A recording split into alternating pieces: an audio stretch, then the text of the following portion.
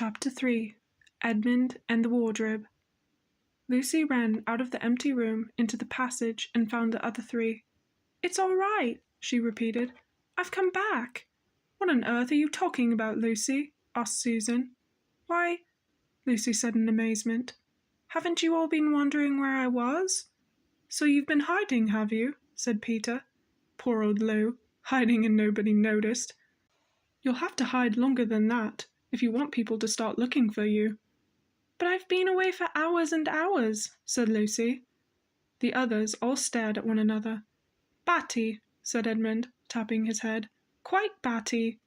"What do you mean, Lou?" asked Peter. "What I said," answered Lucy.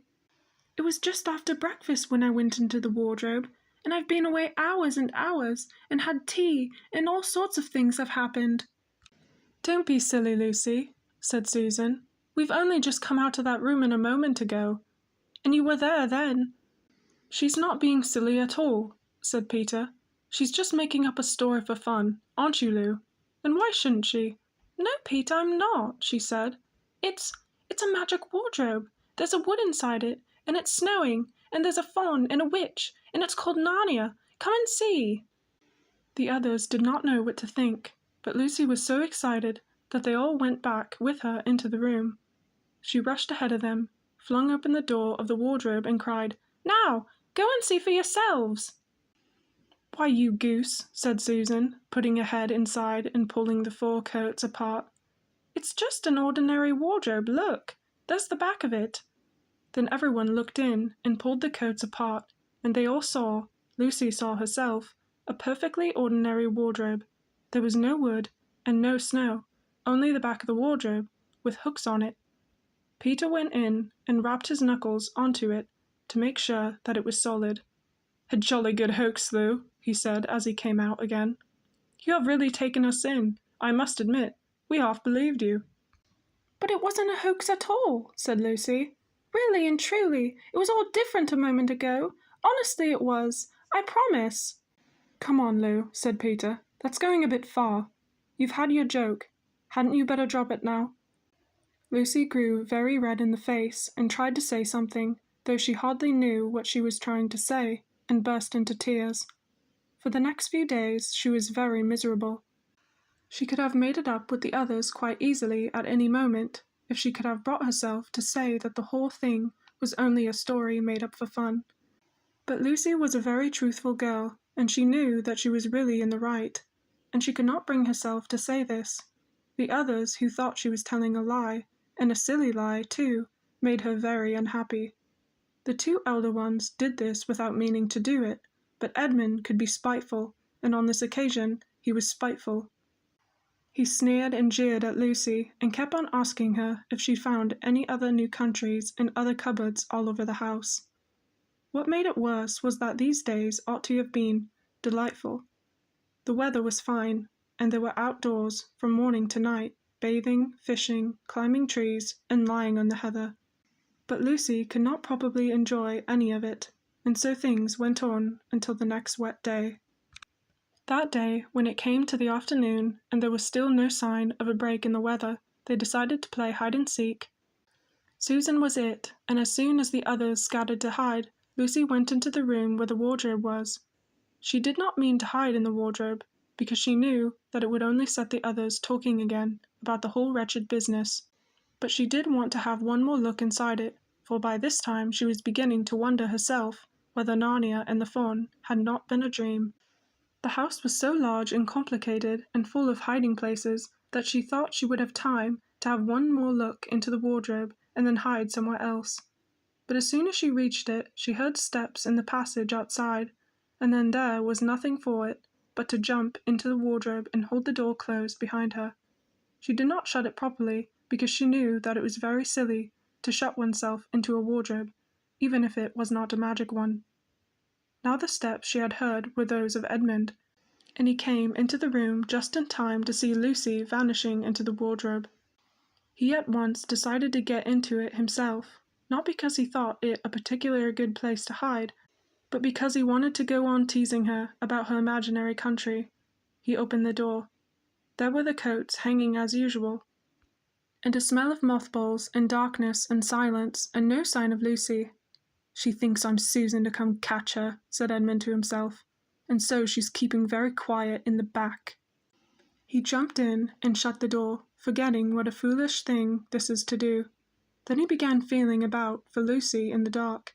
He had expected to find her in a few seconds, and was very surprised when he did not. He decided to open the door again and let in some light, but he could not find the door either. He didn't like this at all, and began groping wildly in every direction. He even shouted out, "Lucy! Lou! Where are you? I know you're here!" There was no answer, and Edmund noticed that his own voice had a curious sound, not the sound you expected in a cupboard, but a kind of open sound. He also noticed that he was unexpectedly cold, and then he saw a light. "Thank goodness," said Edmund. "The door must have swung open on its own accord." He forgot all about Lucy and went toward the light, which he thought was the open door of the wardrobe.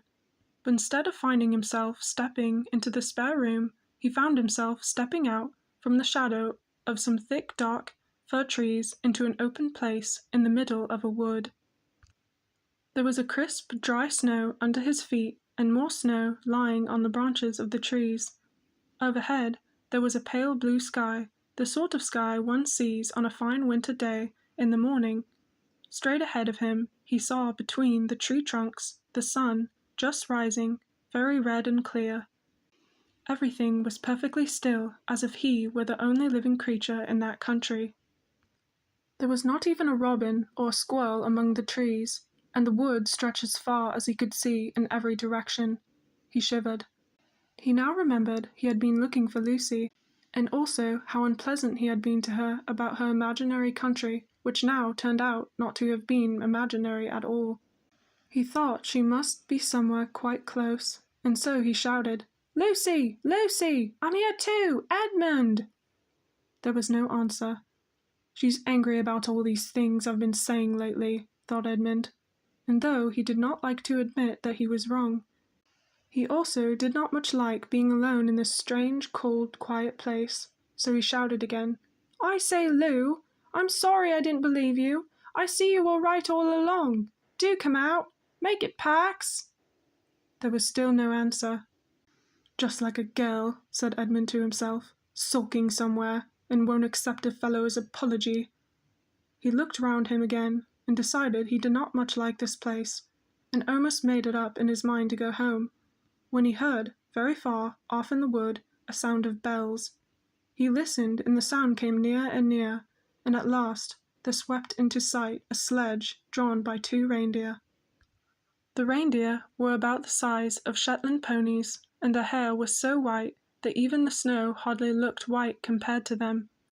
Their branching horns were gilded and shone like something on fire when the sunrise caught them. Their harness was scarlet leather and covered with bells. On the sledge, driving the reindeer, sat a fat dwarf, who would have been about 3 feet height if he had been standing.